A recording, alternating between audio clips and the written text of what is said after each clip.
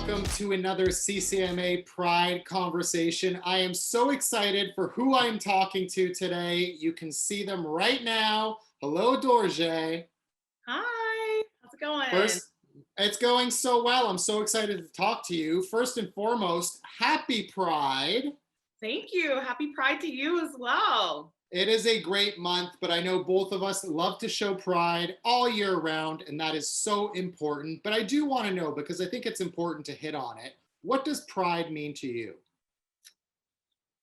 I think that pride for me really means remembrance and honoring like our ancestors before us, those Yeah. who have literally put themselves on the front lines to ensure that we have the same rights or equal rights to our heteronormative counterparts.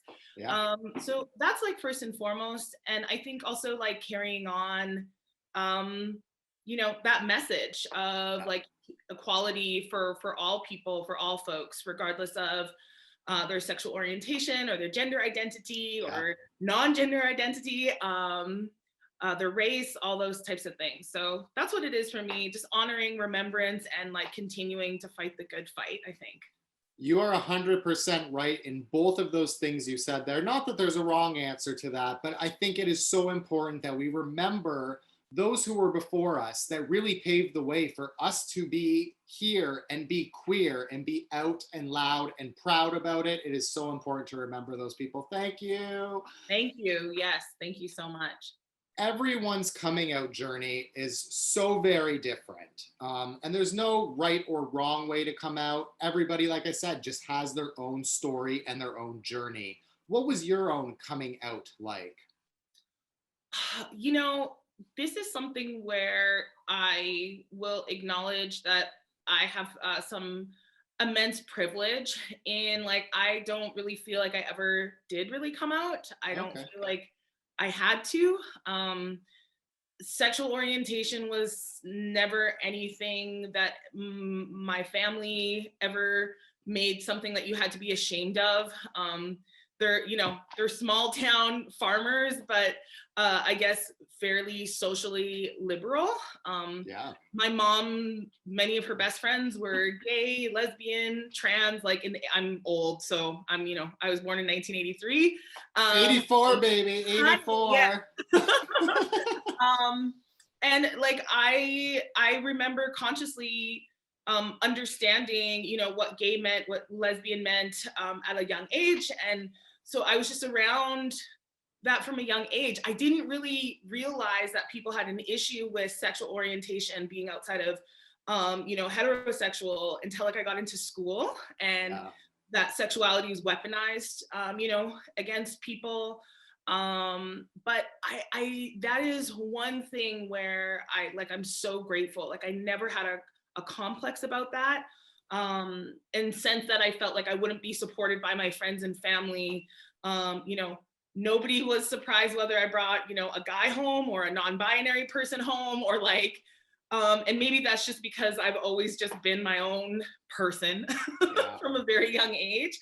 But I just feel blessed that I was in a family that was never an issue for me. So I never felt like I said, I had to come out to anyone. I love that so much because, again, I was blessed as well. Like, I did have a coming out, but my parents were immediately like so supportive. And that is always not the case. Like, a Yeah. lot of times it's not the case. So, like, to hear that other people's parents are supportive and it wasn't even a thing, I think it's so important for people to hear that because coming out is like the fear for so many queer kids. Like you feel Yeah. like you're going to be disowned. You feel like your friends may not like you anymore, but like we are just examples of how it didn't matter. To the people that I care about, it didn't matter. It wasn't a factor.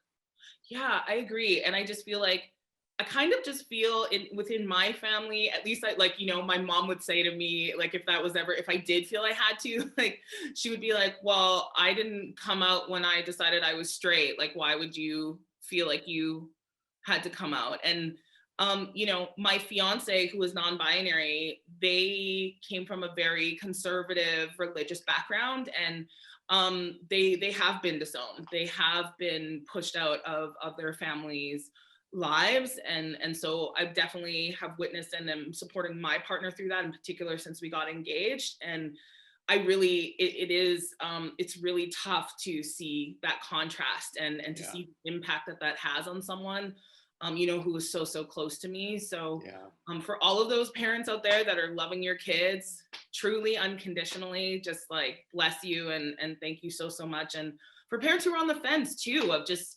educating yourself, and you know, your acceptance of your child can mean the difference, like, of life and death for so many. 100%. That is so important to know and hear, because like acceptance from your family and your parents, even if you may not understand it at the time, taking the time to have conversations and discuss things is just like, will make everything so much easier for your children. Look, you are a Black queer woman. I love it. Oh, you noticed? Oh, I noticed. You are gorgeous. You have an incredible voice. But listen.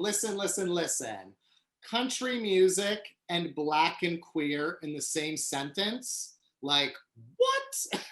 that is not the norm, okay? Like, and I love that you are here doing incredible things with your music. But like, where did your love of country music first come from? Because I assume growing up, you did not see yourself represented in the country music genre.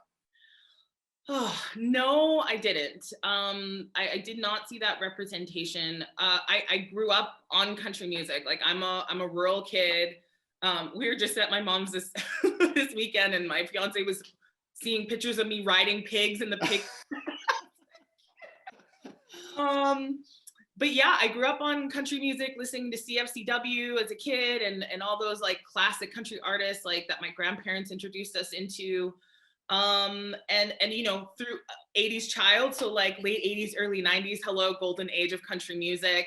The best. You know, CMT, like just Tanya and Pam Tillis and Trisha and Garth and you know, Patty Loveless and all of these artists who I totally idolized. And you know, it wasn't until I made this shift into realizing, one, that I wanted to be an artist in general. And then like, as I'm writing music and being like, oh, like these shockingly sound like country songs. And then, that coming up against those barriers of not seeing representation, and really that clicking in for me, like, oh, this is totally going to be a barrier for me. And unfortunately, in a lot of ways, it really has been. In other ways, I am excited about, I guess, like where the future is going. I think that there are more people kind of recognizing and acknowledging the origins of country music, which comes from Black people, as the creators of country music. And again, I think just going back to what we were talking about of like what pride means to me, like what country music means to me, is us honoring the ancestry of it while carrying it forward into a new space that is actually truly inclusive. And I think that's how we honor the past. You know, I was recently so, I was just honored to be nominated for the Breakout West Country Artist of the Year, along with Gord Bamford and Nice Horse. I know you interviewed Tara. Shout out to love Tara. And the other 4 artists that I was nominated with, they all get major radio mainstream commercial airplay, and I do not. And I was very recently just told by like a radio promotion company who pitches to commercial country radio that like, you know, my sound just doesn't fit in. And I think it's just kind of one of those frustrating things where that is such an important aspect of our careers as artists. Like traditional commercial radio is still very much the cornerstone of an artist's career. I know that streaming is popular, but the statistics show that traditional radio is it. So I'm trying to be someone who pulls in representation, in particular in Canada. And in our region in Alberta, there really aren't any other Black artists in Alberta doing country music, doing roots music. We're down in the States, there are actually a lot of BIPOC folks, 2S LGBTQ plus folks doing country music, but in the same idea, we're not getting the same platforms and opportunities, you know? So, you know, I want to honor all of those greats that I mentioned earlier, but I also would love to see more of those, that same community really pulling together and you know, it's okay for us to have a slightly different sound on country music radio. Like, we don't all have to sound the same. And No. I think we can give our listeners the benefit of the doubt that they like are cool to listen to, a diverse, you know, group of artists with different musical perspectives and different sounding voices and having different content in their music. So yeah, that's what I'm really hoping to change and to keep working towards. Well, I think you are working towards that. And, you know, it's almost like, was there a moment where you thought, okay, maybe I shouldn't do country music and I should flip to another genre? It's just, listen, it is so mind blowing to me that like the country genre doesn't recognize that there is an audience out there, black, white, whatever you are, music is music. And like a good song should always win. It doesn't matter who's singing it. Does those barriers that you're kind of facing make you get a little more even stronger in your ways of wanting to like kick down that door and be like, I'm here, I'm queer, I'm black, and I am amazing? I'm gonna try not to get emotional, but yeah, I question it all the time. Yeah. I'm not gonna take away, like, I have been given some really great opportunities and with my music and stuff, but also like behind the scenes, there has been a lot of like really crappy experiences that, and you know, a big thing of like people just saying that I'm a soul singer or that that's what I should be doing. And it's really dehumanizing and it's really isolating because I don't have a lot of peers in particular in Canada or in my region who are having these experiences. You know, and like I can hide my queerness. You know, I can't hide that I'm black. No. And I can't hide that, like, the thing is that a lot of people, we listen with our eyes also. So that subconscious bias comes into play, unfortunately. And I actually just wrote an article for Canadian Musician Magazine, and it's literally, why did I choose country music? Because I do get tired of it. And it's one of those things that, you know, I'm still also healing and recovering from my racial trauma growing up as a black kid in Alberta and in small town Alberta. And so when I always have to like hold hands and call people in and educate and express, it is exhausting. And so, yeah, I have considered, like last week again, like I sometimes don't know if it's worth it for me personally, but I want to blaze trails and open up doors for other artists like me, in particular in my province, Alberta. Like, I'm really proud to be from here, a settler on Treaty 6 land here. And I do want to make things easier. I do want to leave a legacy, but I'm still trying to figure out the balance of like my own mental and emotional health and being a leader. It is so important to take care of yourself first and foremost. The mental health thing is so important. Secondly, I'm telling you like I'm your dad or something, but I never want you to hide your queerness. I never want you to hide your blackness, because what makes you special is that you are those things and you are out there creating incredible music that cannot be denied just because of the color of your skin or your sexual identity. So like, please, I know it's very difficult and I'm not in that situation. I have been in the situation of being a queer person trying to become a reporter and being told, oh, it will never happen. You don't look right, or you're queer, or you're too this, or you're too that. But you know, I think when a lot of people strip back all the BS that other people say, when you are authentically you, that's really when stuff starts to happen. You know what I mean? Like, it might take a while, but like, listen, there are people out there. I say listen a lot. I just noticed that. I'm like, listen. I'm But, listening. but listen, there are people out there right now who are probably reading that article and Yeah. or who are looking at you, you know, performing and the things you do, who are like, oh my gosh, I see myself, you Yeah. know? And I know how difficult it must be to feel like you are not getting radio play. And it's probably, you know, some of it probably is because you are Black and queer. And that friggin' sucks. But when you're out there and you prove what you can do, it's undeniable. So please don't give up. Thank you. I appreciate the pep talk.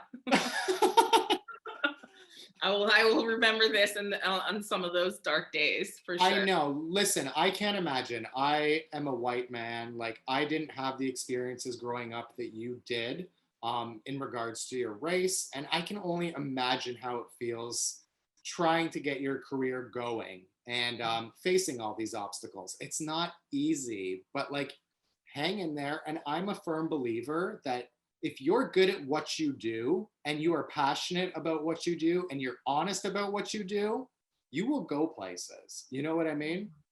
I really do feel that way. There are so many, not so many, that's a lie. There are a few queer mainstream country artists out there right now. You know, TJ Osborne just came out. I love that. Incredible. You know, we have Lily Rose. We have people like Orville Peck. Yeah. Yeah. So like you, Came out. Brooke Eden, like I just spoke to Brooke a couple weeks ago. It's starting slowly.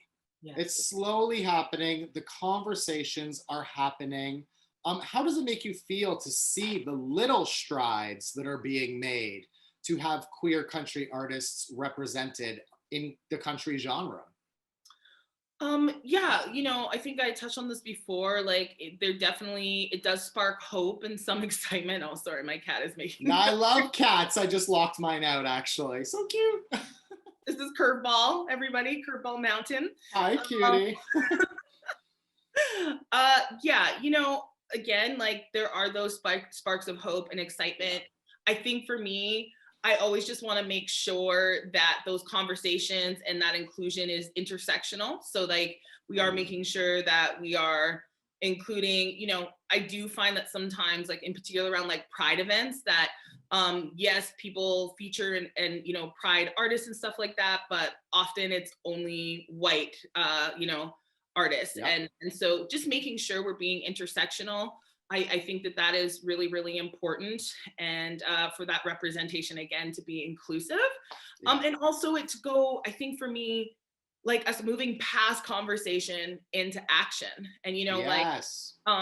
you know, these like in particular CCMA and CMA, I love that they're having these conversations and stuff like that. But again, like an artist like me, I can't be considered for awards and stuff like that because I don't get that radio play. Yeah. So I think it's just like those areas where those like the industry stakeholders of yes, Yeah. keeping these conversations going, which I appreciate, but also those behind the scenes things as well of like what are we really doing to impart and impact change.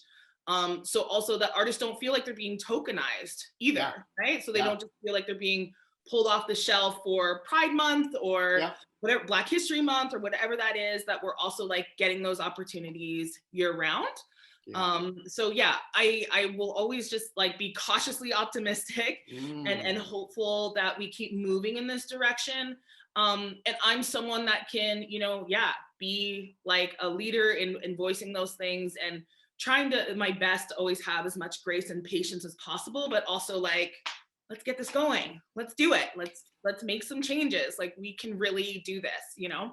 I am so ready. Like, let's do this. I don't know if you know this or not, but I actually worked for CMT Canada for about 12 years. So like country music was my home and still is my home. Like, look, I love that the CCMA is doing this. I'm so happy to be a part of it. And like, it's so important that we are shining a light on queer people within the country music genre.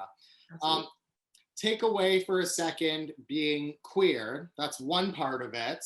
Yeah. We hit on kind of race a bit, but there's still such an issue with, you know, Black people or any other race getting Yeah. radio play in country music. Like let's call a spade a spade. I can think of, like two mainstream Black country performers, and one of them is Nikki Guyton, and she has been absolutely killing it. And she's been 100% honest about her struggles within the country genre. And I respect her for that. And again, like her voice is so good. It's undeniable. Undeniable. Mickey is undeniable. I have been so lucky to be able to talk with Mickey Oh, wow. on a fairly regular-ish basis. Like we got connected through just social media and just check in on each other every once in a while. She's amazing. She also has PTSD from all of the racial trauma of being a Black artist in country music. And that's real. Like that's a real thing. She has violence thrown at her every single day. And, if anybody's interested, you can head over to songdata.com. Dr. Jada Watson, who is actually based out of Ottawa, she has a PhD in musicology, and she has actually pulled together all these reports based on commercial country radio airplay. And Black women in particular, we make up 0.5% of commercial airplay versus that's a shocking number. Like that is absolutely like shocking, number one. And number two, kind of disgusting. Yeah, it's very dehumanizing. I'm not gonna sugarcoat it for anyone. And again, so like when those are the numbers and the statistics that I'm going against, and you have radio promotion companies just telling you that like I have to change and conform to even be considered. I'm like, well, maybe like the industry should change a little bit, because I think that my songwriting is very accessible. I think my sound is very accessible. And I feel like, again, like if that's the gatekeeping that's happening at every stop, like I don't have a chance, and I'm not willing to change like who I am as an artist. And I don't think that that's fair to put on artists to just be, Mickey had to go and like put her foot down to release a song, Black Like Me. Yeah. I've had severe anxiety about releasing my song, New Kind of Outlaw, with the lyric, country music is Black too. But just doing it anyways, because I think it needs to be said, and it's not about me being political. It's just like, again, that reminder of like everyone who's a part of this industry, you're all benefiting off of something that was created by Black people, that was taken away, that was whitewashed. And I think that you'll see there, Harper Gray just posted comments. Harper Gray is a queer country artist, and they curated a Pride playlist for CMA, and which I was also a part of, which I'm excited about. But the comments, like people feel like country music belongs to, straight people and conservatives and that kind of stuff. And it's just like, I don't understand why that entitlement is still there. And again, I think like, who do we look to help change that conversation? Like, I only really do have so much power as an artist. I'm an independent artist. I don't have any management. I don't have a label. I don't have any help other than like the help that I can give myself. So I do think that, the song data reports are very eye-opening. And that queer representation is even lower, right? Like the percentages are pretty gut-wrenching. And the first time I read the data, or was read to me, it brought me to tears, because like that's what I'm being shown. Like, this is what you're up against. So it's absolutely shocking. But you know what? On the flip side of that, like I know how amazing radio play is, and like you said, and what that does for a career, and kind of like helps with the award nominations and gets you out there, of course. But I do also have to say, obviously somebody who's an ally, Casey Musgraves, her music has not had the most radio play. Like Casey Musgraves has not had this mega, number ones down the line. Like country radio was very, not the best to her, I think, but the music spoke for itself. Of course, she's a gorgeous white not queer person, but I do think there is something to be said that music will speak for itself, and it just takes some time for people to like find that music and just get turned on to that music. You released your debut album, New Kind of Outlaw, in 2020. I love, well, obviously it's a track, but I just love that you named your album that. So tell me what you kind of wanted to say with that statement. I really was just like, that song had been like brewing in me and percolating for probably a couple of years. But when I actually I wrote that song standing up. I really channel in my songwriting, and it's like the lyrics in particular and the music kind of just like moves through my body. And it was like, I was kind of like, I felt like I was like rapping to the air. Like I was just like, that's how it was like coming out. And, I'm not like, anger is not like my go-to emotion. Like I already cried because like that, I'm a crier and that kind of thing. And so I tend to repress those feelings of anger.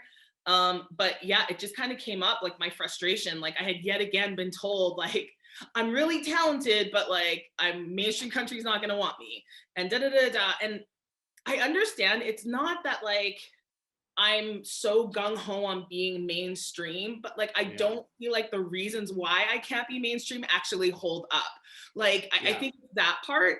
And I New Kind of Outlaw is really just it's like talking about the feedback I've been given, and talking about the barriers, and also just acknowledging that there's this formula in mainstream country music that seems to be set up for only one type of artist to succeed.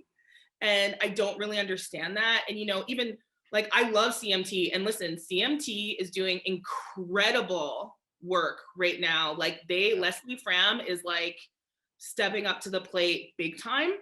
But even the comment of CMT forgot to air my show. That comment was just again, another area where they had posted some stuff about pride, but like there was no people of color included in it. So it's just like those little things. And and then moving into like Garth Brooks, his most controversial song was We Shall Be Free, which came out in the 90s. Like radio stations refused to do it. We know what happened with the Chicks. Like so if that's the history of how we treat those types of outliers that have an opinion outside of like conservative Christian driven values, which I mean, I don't know. I feel like Jesus really, would want everybody to feel welcome. Yes. Isn't that the point? I kind of thought that was the point. I feel like Jesus is like a beautiful hippie human being. But I just think that like, it's just kind of putting those things out there. And I do go into a lot of situations not feeling safe and feeling like, I